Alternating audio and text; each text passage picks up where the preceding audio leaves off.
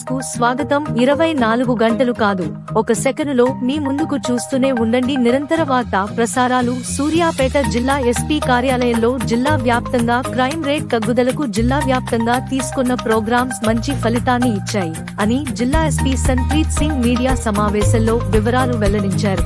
ఈ మీడియా సమావేశంలో additional SP Nageswararao, పలువురు పోలీస్ అధికారులు పాల్గొన్నారు.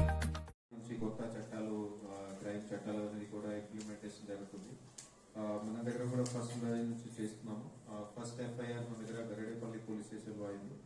ఇప్పటి వరకు టోటల్ 3513 ఎఫ్ఐఆర్స్ భారతీయ న్యాయ సంహిత కింద బిఎన్ఎస్ కింద నమోదు చేయడం జరిగింది.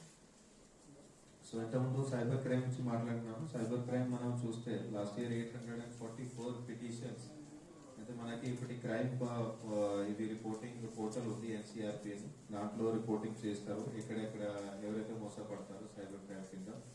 సో లాస్ట్ ఇయర్ 844 పిటిషన్స్ ఉంటే ఈ ఇయర్ 1212 పిటిషన్స్ వచ్చినాయి. సో ఇంక్రీజ్ ఆఫ్ దాదాపు 400 పిటిషన్స్ కి ఇంక్రీజ్ ఉంది.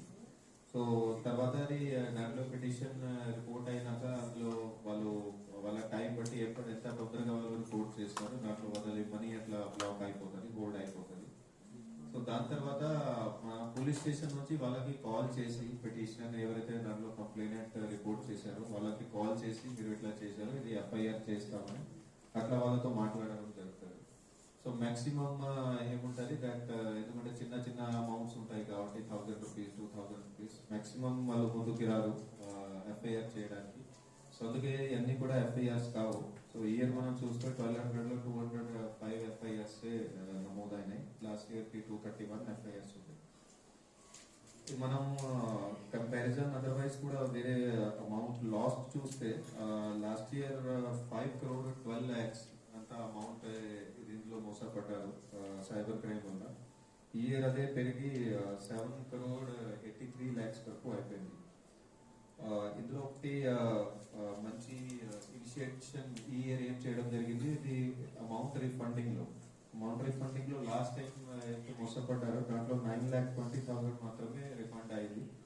ఈ ఇయర్ దాంట్లో 324% ఇంక్రీజ్ అయ్యేది. 39 lakhs వరకు మనం అమౌంట్ వాళ్ళకి రిఫండ్ చేయగలిగాం. ఇది బ్యాంక్స్ వాళ్ళ అసిస్టెన్స్ తోని అట్లాగే కోర్ట్స్ అసిస్టెన్స్ తోని ఇదంతా కూడా రీఫండ్ చేయడం జరిగింది. సో అది హోల్డ్ అమౌంట్ లో ఏదైతే ఉన్నదో అది వాళ్ళు కంప్లైంట్ చేయగానే ఇమీడియట్లీగా వాళ్ళ అకౌంట్ లో ఎక్కడెక్కడైతే పోయిందో అమౌంట్ అది ఎక్కడ ఫ్రీజ్ అయిపోతుంది, అక్కడికి ముందుకు పోదు. సో దాంట్లో లాస్ట్ ఇయర్ 66 lakhs ఉంటే ఈ ఇయర్ 1 crore 16 lakhs వరకు హోల్డ్ అయింది.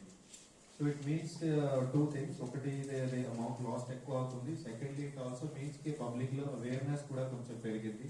వాళ్ళు ఇమీడియట్లీగా రిపోర్ట్ చేయడం, దాని తర్వాత అది అమౌంట్ హోల్డ్ కావడం అట్లా జరుగుతుంది. ఎన్ఫోర్స్మెంట్ విషయాల్లో ఇయర్